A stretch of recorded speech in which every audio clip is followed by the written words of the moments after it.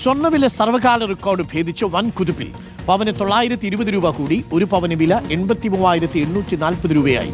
ഗ്രാമിന് 115 രൂപ കൂടി 10,480 രൂപയായി. ലെബി സജീന്ദ്രൻ ചേരുന്നുണ്ട് കൂടുതൽ വിവരങ്ങളുമായി. ലെബി, സ്വർണം പോകുന്ന പോക്കേ നമ്മൾ പണ്ട് പറഞ്ഞതുപോലെ 1 ലക്ഷത്തിനോട് എടുത്താവാൻ ഇനി കുറച്ച് ദിവസങ്ങൾ മാത്രം കാത്തിരുന്നാൽ മതി എന്ന നിലയിലേക്കാണ് കാര്യങ്ങളുടെ പോക്ക്. സ്വർണ്ണവില ഇങ്ങനെ പോയാൽ എന്ത് ചെയ്യും Leby? Good morning doctor Arun. തീർച്ചയായും നമ്മളെയൊക്കെ ഞെട്ടിച്ചുകൊണ്ടാണ് സ്വർണ്ണവില ഇങ്ങനെ സർവകാല റെക്കോർഡുകൾ ഭേദിച്ചുകൊണ്ട് കഴിഞ്ഞ ഒരു മാസമായി കുതിച്ചു പാഞ്ഞുകൊണ്ടിരിക്കുന്നത്. ഇപ്പോൾ സാമ്പത്തിക വിദഗ്ധർ പറയുന്നതനുസരിച്ച് അടുത്തങ്ങ് ഇത് കുറയുമെന്നും കരുതേണ്ടതില്ല. ഇന്നലെയും 2 തവണകളിലായിട്ടാണ് കൂടിയത്. ഇന്ന് 920 രൂപ പവന് കൂടിയിരിക്കുന്നു. 83,840 രൂപ എന്ന് പറയുമ്പോൾ ഇനി കുറച്ച് ദൂരം മുന്നോട്ടെത്തിയാൽ 1 ലക്ഷം രൂപയാവും. ഇപ്പോഴും പണിക്കൂലിയും ഇതിന്റെ നികുതിയും എല്ലാം ചേർത്ത് ഇപ്പോൾ തന്നെ ഏതാണ്ട് 94,000-ലധികം രൂപ ഒരു പവൻ സ്വർണം വാങ്ങാൻ നമ്മൾ ജ്വല്ലറിയിൽ നൽകേണ്ടി വരും.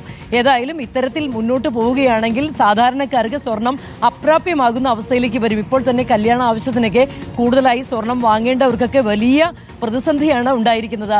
അന്താരാഷ്ട്ര മാർക്കറ്റിൽ ഉണ്ടായിരിക്കുന്ന സ്വർണത്തിന്റെ കുതിച്ചുകയറ്റം തന്നെയാണ് കേരളത്തിലും പ്രതിഫലിച്ചുകൊണ്ടിരിക്കുന്നത്. ഏതായാലും ഇത്തരത്തിൽ സ്വർണ്ണവില ഇന്നലെ 2 തവണ, ആദ്യം രാവിലെ പവന് 40 രൂപ കൂടി, ഉച്ചകഴിഞ്ഞ് 45 രൂപ കൂടി, അങ്ങനെ പവനല്ല ഗ്രാമിന്.